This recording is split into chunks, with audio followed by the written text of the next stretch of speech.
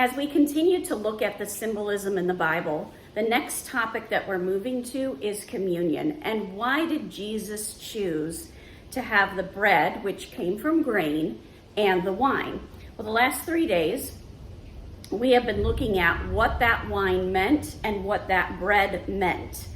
At the very basic level, in that culture, having grain and having wine meant survival. It meant that you had something that would hydrate you. It meant that you had food, and it became one of the most valuable gifts that you could give a person.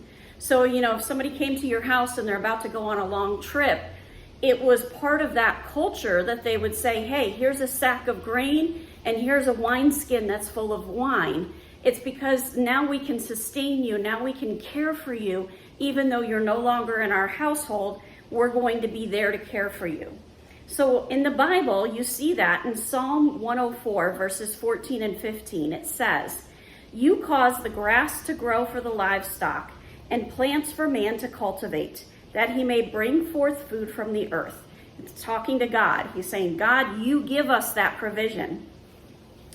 "And wine to gladden the heart of man, oil to make his face shine, and bread to strengthen his heart. And then from man to his neighbor." Now, as you think about communion, you think about the fact that Jesus used bread and he used wine at the Last Supper to institute that whole communion practice. You see that the wine brings that joy and the bread strengthens man. And right away, it makes me think of the armor of God and the fact that Jesus said, I am the bread of the life.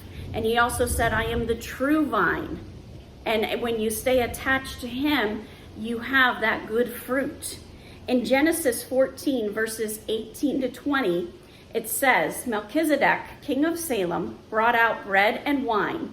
He was priest of God Most High, and he blessed them and said, Blessed be Abram by God Most High, possessor of heaven and earth. And blessed be God Most High, who has delivered your enemies into your hand. And Abram gave him a tenth of everything."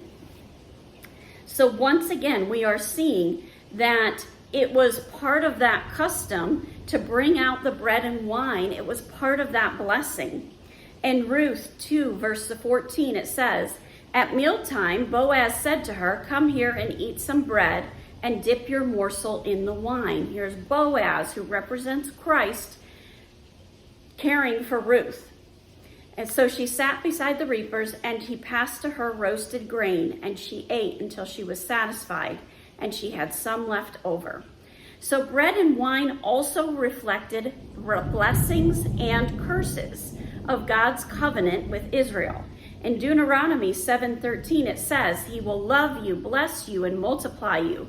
He will also bless the fruit of your womb and the fruit of your ground, your grain and your wine and your oil, the increase of your herds and the young of your flock in the land that he swore to your fathers to give you.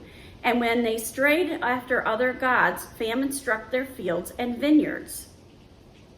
In Hosea 2:9, it says, "Therefore I will turn back my grain in its time and my wine in its season. I will take away my wool and my flax." We just saw that yesterday. So there, God uses it to give provision, but he can also hold it back.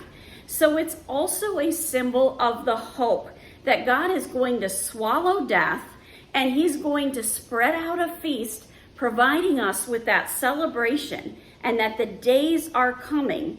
In Isaiah 25, verse 6 through 8, it says, "Behold, the days are coming," God says through Amos. This is Amos 9:13. "When the plowman shall overtake the reaper, and the treader of grapes, him who sows the seeds. The mountains will drip sweet wine, and all the hills will flow from it." So once again, it's that provision, and it's the fact that Jesus said, I am the bread of life, and I am the true vine. That wine comes from the vine. So there's also more association. It's the fact that Jesus multiplied both bread and wine as part of his miracles.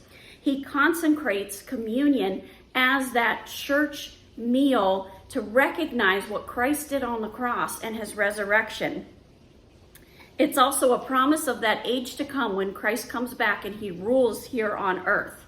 It's that life sustainer. It gives gifts. It's a blessing. It can also be part of a curse and taken away. It is a very big part of how God provides for us and shows his love for us. Now, tomorrow, we're going to look at the oil and what the oil represents. Have a wonderful day. God bless, and keep walking the walk.